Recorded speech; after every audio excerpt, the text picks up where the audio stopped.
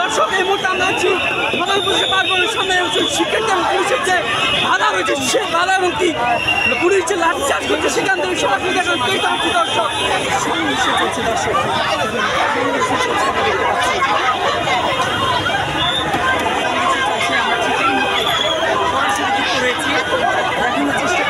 দর্শক সরাসরি দেখানোর চেষ্টা করছি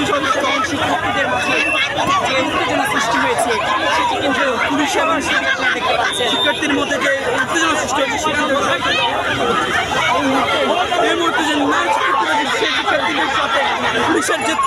ভাগ বন্টন সেটি চলছে এই মুহূর্তে আমরা দেখানোর চেষ্টা করছি